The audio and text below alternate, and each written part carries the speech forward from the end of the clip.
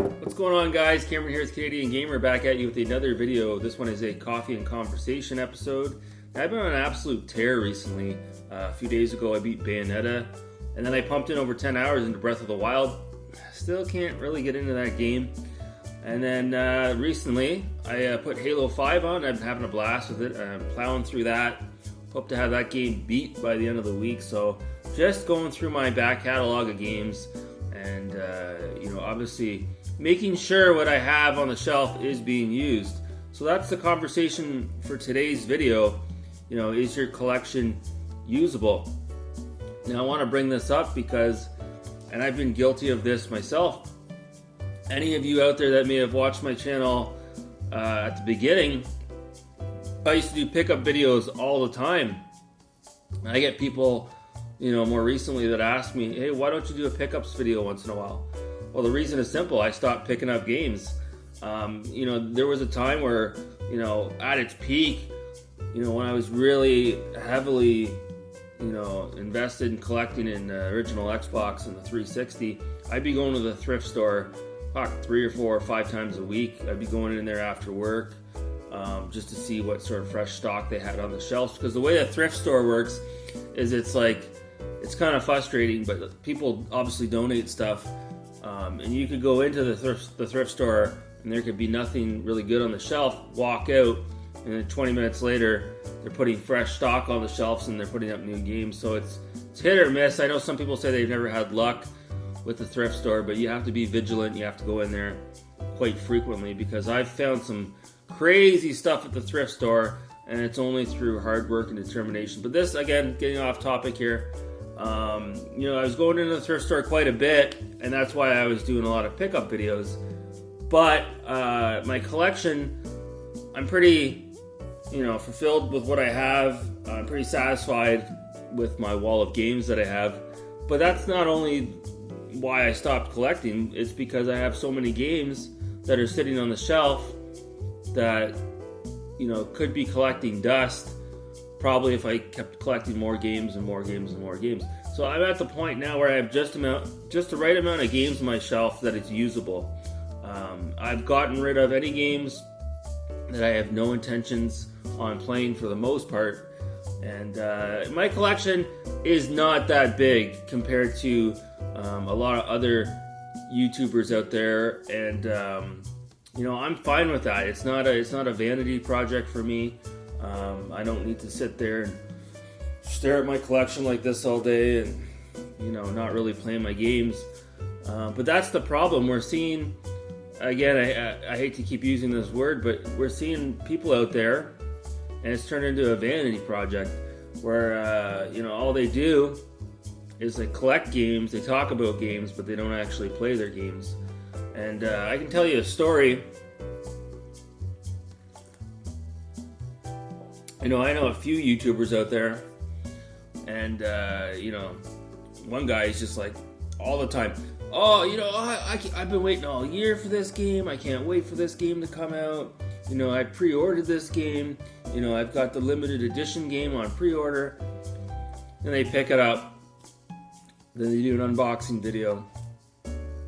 And they play it for an hour. And they put it back on the shelf. And then you never hear from it again. And then, a week later, I got that other game pre-ordered. And oh man, I can't wait for that to come in the mail. And oh my god. Rinse and repeat. Play it for an hour. Put it on the shelf. Don't go back to it. So we're seeing a lot of that. It's very much an addiction, right? And how do you tell somebody that they have a video game addiction without them taking offense to it? It's nearly impossible. So if you're going to approach somebody and have a conversation about it, maybe not use the word addiction because they might get all triggered. But like I said, there's a lot of people out there that have collections that have gone past the point of being usable. They have way too many games sitting on their shelf. They have too many games that they're not actually playing, which is unhealthy. And like I said, even with my collection, if somebody came into my household and took a look at my games room, it might be a bit overwhelming. They'd be like, holy shit, look at all the games he has. And I don't even think I have a lot of games, but some of these other collectors out there.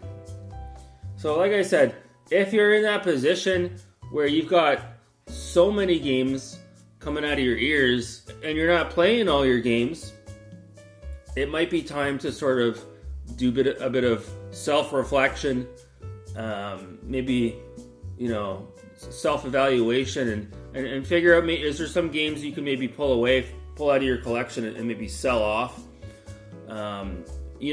Maybe you should pump the brakes on buying new games until you play what you have. I'm fine with my original Xbox collection. There's a bunch of games that I have barely even touched. Look, there's games on the shelf that even I put on for an hour and a half and put back on the shelf and haven't returned to. So I think in the community, that sort of mentality needs to stop.